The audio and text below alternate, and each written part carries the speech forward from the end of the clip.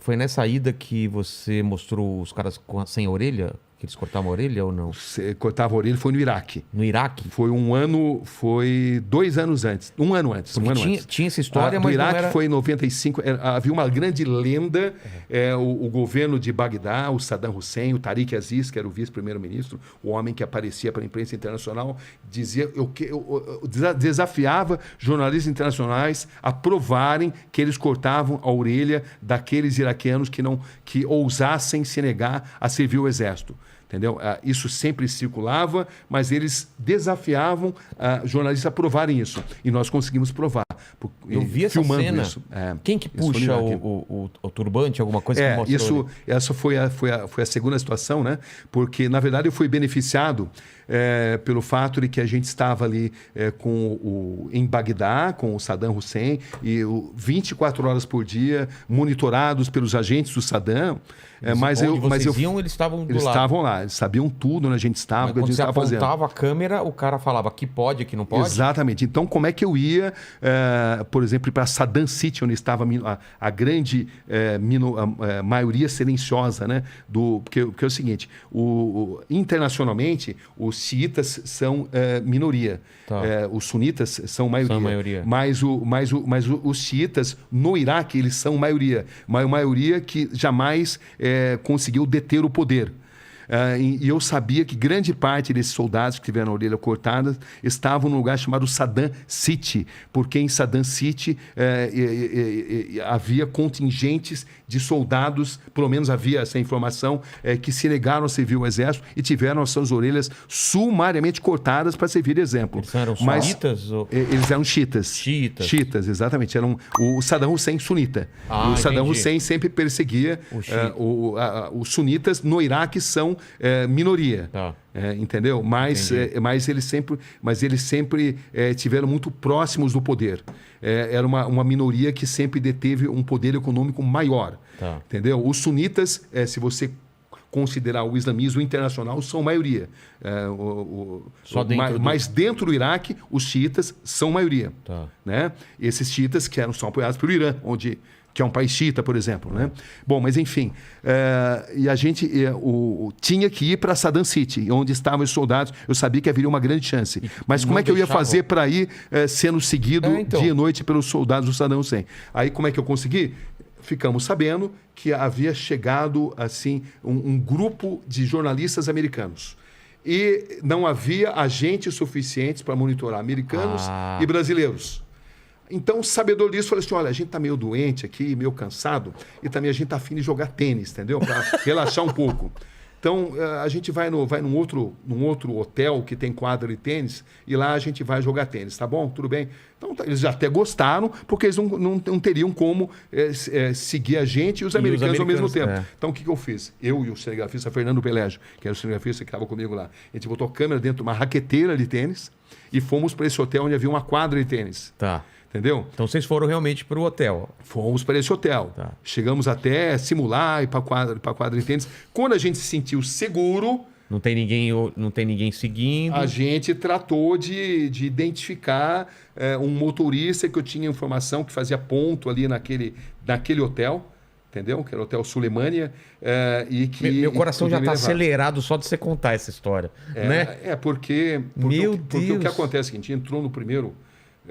mas a gente se enganou, não era o motorista indicado, a gente tinha se enganado. E esse motorista, ao invés de levar a gente para Saddam City, ele levou a gente para o Ministério da Informação. Pô. Aí no Ministério da Informação, o que você queria para Saddam City? Não, eu falei, Saddam City não. A gente queria ir para o Ministério da Informação do Saddam, entendeu? A gente queria vir para cá justamente. Entendeu? A cidade, deu um Miguel ali, eles acreditaram e tal. Aí a gente voltou para lá. Quando voltamos para lá... Pro primeiro hotel? O primeiro hotel onde a gente ia jogar tênis. Tá. Entendeu? E aí, nesse hotel, eu consegui finalmente achar um motorista que eu tinha indicação, que falava inglês, era jovem e que tinha insatisfações em relação ao regime e que estaria disposto disposto a assumir o risco. Precisaria ser alguém que é disposto a se ele assumir é risco. descoberto, morto, né? Exatamente. Então, eu acabei descobrindo esse motorista e ele nos levou para Saddam City. Só que levar no Saddam City, eu lembro que a gente levou pedrada, porque estrangeiros eram mal vistos ali, mas o fato é que uma hora depois de a gente ter chegado lá, a gente conseguiu finalmente descobrir um soldado que teve a orelha cortada. Eu fiz a entrevista, ele contou pormenorizadamente por que a orelha tinha sido cortada sem anestesia, justamente porque ele não tinha servido o exército. E aí, para você ver como é que são as coisas, né? A imagem que você viu, que a gente estava na confluência do rio Tigre e Eufrates. 3 dias depois... Não é desse dia. Não é desse dia. Não é outro dia soldado. depois, a gente estava na confluência e eu notei que tinha ali o barqueiro que não tirava o turbante de jeito nenhum. Aí eu cheguei nele lá e eu falei, fiz um sinal, a hora que o tradutor, que era ligado ao regime do Saddam Hussein, estava distante, entendeu? Porque a gente foi para o meio do rio, e o tradutor ficou lá. Eu falei que eu precisava fazer uma passagem e o barco não cabia mais gente, entendeu? Não? Porque o tradutor era deles, né? E aí, meio por sinais, eu expliquei para ele contar a história. E aí ele tirou o turbante, contou a história. Eu tive que traduzir depois. E era a história da mesma coisa. A mesma coisa. Não quis servir. Não quis servir o exército, a orelha foi cortada, não teve anestesia. E a família passou a ser perseguida. E o mais interessante é que eu lembro entrevistando o Tariq Aziz, o vice-primeiro-ministro, ele falou assim, eu desafio você a encontrar essas pessoas. Onde estão essas pessoas? Mas eu não podia falar, eu acabei de filmar. Porque se eu falasse isso, eles iriam revistar, confiscar. E eu queria ainda ir para a cidade, arrasá-la pelas armas químicas do Saddam Hussein. Claro. Só que essa cidade arrasada pelas armas químicas do Saddam Hussein estavam no norte do Iraque. Sei. E você não consegue entrar, você não conseguia na época entrar no norte do Iraque, no Kurdistão, pelo próprio Iraque, porque os agentes do Saddam Hussein não deixavam. O que você tinha que fazer? Você tinha que sair do Iraque, ir para a Jordânia, da Jordânia ir para a Turquia, e da Turquia você conseguia, ali pelo sul da Turquia, lá por Diyarbakir, que é um grande reduto, né, ali dos curdos, você conseguia entrar por ali numa área que era mais monitorada pelos curdos do que pelos próprios agentes do Saddam. Mas para você entrar ali, você precisava de um visto. Mas ali eu tive uma grande sorte. Repórter precisa ter sorte também. Estavam programadas eleições em Bagdá. Você vê eleições em Bagdá, né? Com o Saddam Hussein, né? Você acha? Você já sabe o resultado. Né? Conversa da carochinha, né? Mas ia ter ali o teatrinho deles. Os caras lá assim, tá bom, o cara joga fora aqui. Você não bota no Saddam, você vai pro paredão, né? Exatamente assim. Mas enfim, mas o fato de ter eleições, eu falei assim, olha, eu preciso, o seguinte, a gente já tem um bom material, a gente precisa ir para a Jordânia, porque a gente precisa mandar o material pela Jordânia, mas só que eu quero voltar aqui para cobrir eleições, porque eu fiquei sabendo que eu precisaria de um visto. E aí eu falei, eu vou voltar daqui 2 semanas para cobrir as eleições. Aí eles me deram um visto. Aí eu não voltei para cobrir as eleições. Eu fui. E valia lá para cima também. Aí valia lá para cima também. Você vê, é uma coisa até interessante, né? Porque valia para cima, mas não eram os agentes do Saddam Hussein, eram uma dessas coisas loucas da política internacional, como agora no Afeganistão. Para você entrar no Afeganistão nesse momento, você passa por um posto do ex-governo afegão que foi deposto, mas para você, mas acontece que os paquistaneses só deixam você entrar no Afeganistão com autorização de um governo que foi deposto, que não existe mais. Que doideira! E era a mesma situação lá no Iraque também. Você tinha que ter um visto, embora você soubesse que não seria fiscalizado pelos próprios agentes do Saddam Hussein, porque eles não controlavam aquela área. Era parte do Iraque, mas era uma área controlada por 3 diferentes grupos de curdos. Entendeu? Você não usou o visto? Usei o visto porque os agentes de imigração turca, eles pediam.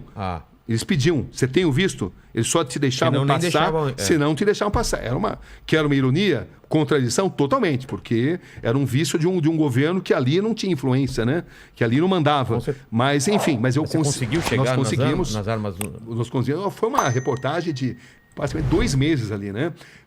Entre a parte controlada pelo Saddam Hussein e a parte não controlada. Fez toda a volta. Toda a volta, mas por quê? Eu queria entrar porque eu queria ir na cidade que tinha sido arrasada pelas armas químicas do Saddam Hussein, que o governo também contestava, dizia que isso era mentira, que não era culpa deles, que era o Irã, né? O Irã que na época tinha a grande guerra entre Irã e Iraque, então eles culpavam os iranianos pelo que tinha acontecido, pelo uso de armas químicas, inclusive, mas enfim. O que você viu lá? Olha, eu vi uma cidade chamada Halabja. Primeiro, vilas inteiras dizimadas, mas o que mais impressionou por armas químicas. Então, as construções estavam em pé. Algumas estavam, outras não. E eles usaram lá.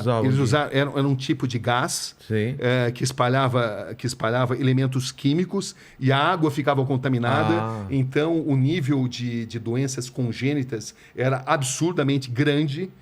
E isso tinha passado, inclusive, já há alguns anos isso, mas era um lugar que o Saddam Hussein protegia, não deixava jornalistas internacionais terem acesso. Claro, né? Ele não queria que... Exatamente, ele não queria, era uma propaganda que não interessava para ele.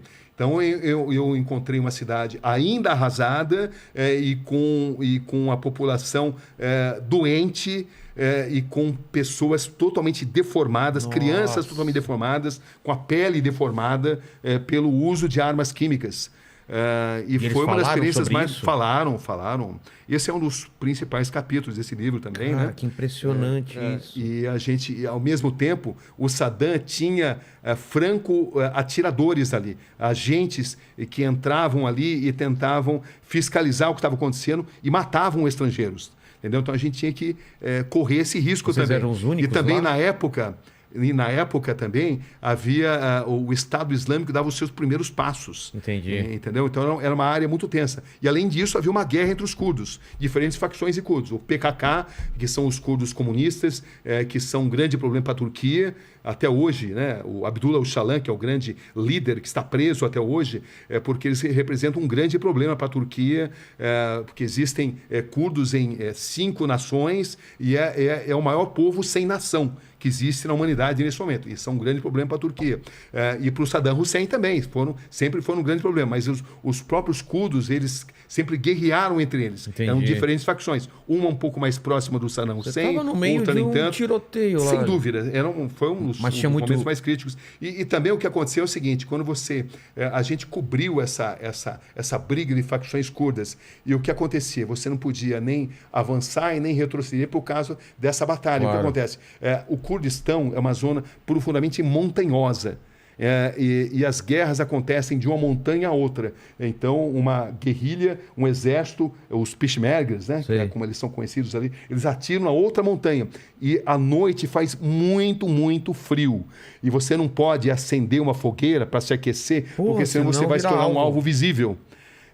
Então, foi uma experiência assim, incrivelmente marcante. Porque você tinha muitos fatores ali, né? Você fugia do Saddam Hussein, você fugia dos disparos de Katyusha, né? Que é isso? Katyusha são os mísseis, um míssil de médio alcance muito comum nessa área. E muitas armas brasileiras, os tanques Cascavel, que foram vendidos a rodo para o Saddam Hussein, depois usados pelos curdos, né?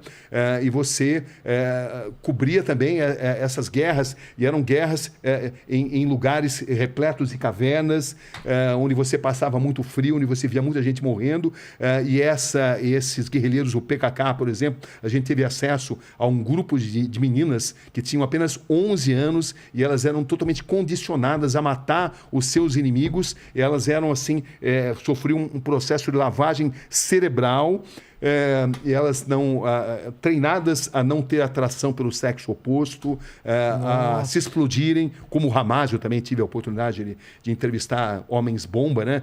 Os jovens que são treinados para se explodirem em nome de uma causa, né?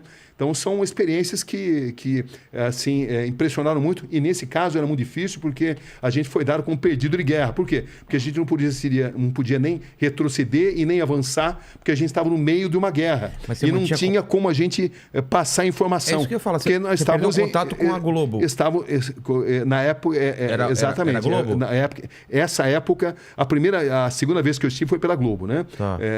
Perto da invasão Como vocês se comunicavam? A gente se comunicava na época via telefone, porque não tinha celular, né? Você não Telefone tinha... fixo. Exatamente, telefone fixo. Mas a gente ficou incomunicável. A gente não conseguia se comunicar. Então, as pessoas não sabiam o que estava acontecendo com a gente, né?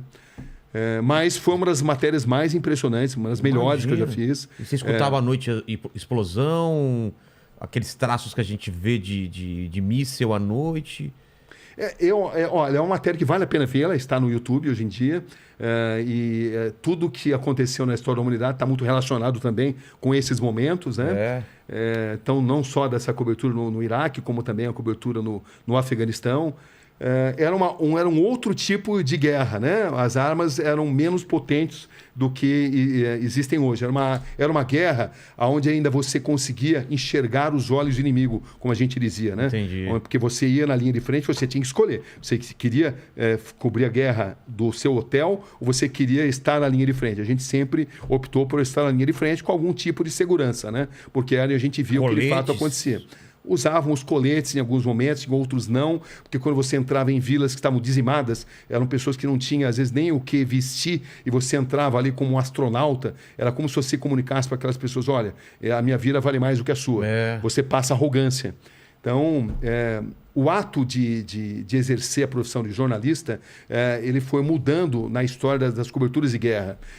Antes, nos anos 80, por exemplo, se você se identificava como jornalista, você era protegido. Você ligava, você transportava ali um cartaz escrito press, a imprensa, e você era protegido. Mas se fosse uma regra, tipo... Exatamente, mas a partir da guerra na Bósnia, isso mudou, porque os franco-atiradores passaram a alvejar jornalistas. E já na guerra do Iraque, jornalistas passaram... era jornalista. Sabendo que era jornalista. Isso aconteceu muitas vezes. Jornalistas passaram a ser alvejados porque passaram a ser responsabilizados por uma propaganda, especialmente contra os sérvios, né? Entendi. Os sérvios começaram a achar que havia uma campanha muito grande na imprensa internacional e começaram a alvejar. Eles começaram a se divertir atirando em jornalistas. E já no Iraque, jornalistas passaram a ser moeda de troca para sequestro. Entendi. Jornalistas passaram a ser sequestrados, jornalistas passaram a representar... Prisioneiros de guerra. Prisioneiros de guerra. Passaram a significar dinheiro. Então, para você saber como você deve se portar, você precisa saber em que terreno você está pisando. Em alguns lugares compensa você se identificar como jornalista, em alguns lugares é fundamental você usar todo o aparato, colete, capacete, é importante, em outros não, porque você vai passar uma mensagem, se misturar, se infiltrar melhor. Então, o que vai determinar isso é o conhecimento do terreno. Entendi. Saber onde você está pisando.